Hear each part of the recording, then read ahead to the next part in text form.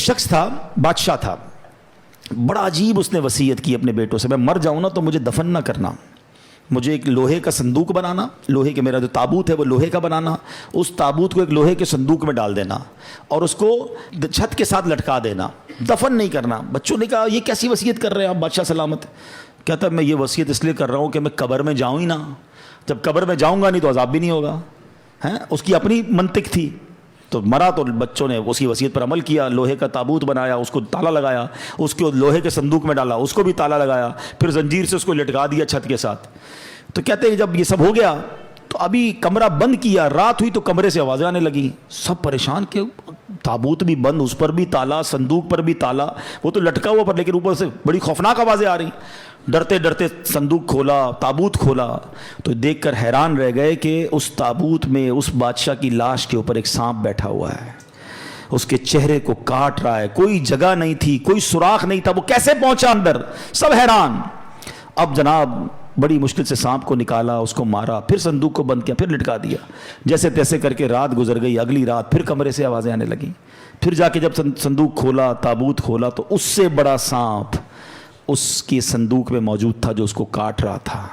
اللہ اکبر۔ پھر اس سانپ کو باہر نکالا، سانپ کو مارا، پھر تالا لگایا، پھر لٹکا دیا۔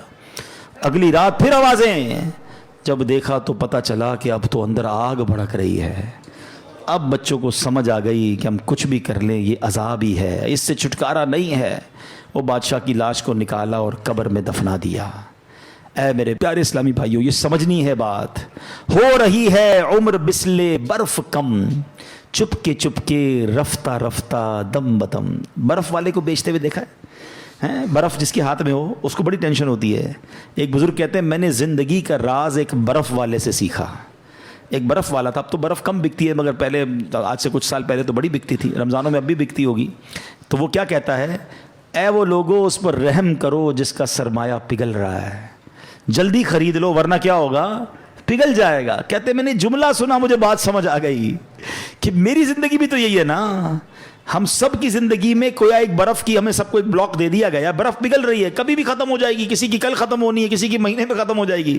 تو شاعر کیا خوب بات سمجھا رہے ہیں، ہو رہی ہے عمر مثل برف کم، چپ کے رفتہ رفتہ دم بدم، سانس ہے ایک راہ روئے ملک عدم، دفعتن ایک روز یہ جائے گا تھم، ایک دن مرنا ہے آخر موت ہے، کر لے جو کرنا ہے آخر موت ہے، آخرت کی فکر کرنی ہے ضرور، جیسی کرنی ویسی بھرنی ہے ضرور، عمر ایک دن یہ گزرنی ہے ضرور، قبر میں میت اترنی ہے ضرور، ایک دن مرنا ہے آخر موت ہے، کر لے جو کرنا ہے، جو کرنا ہے۔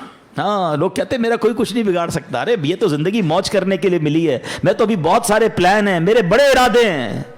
شاعر کہتا ہے کر لے جو کرنا ہے آخر موت ہے، مرنا پڑے گا، اور مرنے کے بعد اپنی کرنی کا پھل بھگتنا پڑے گا۔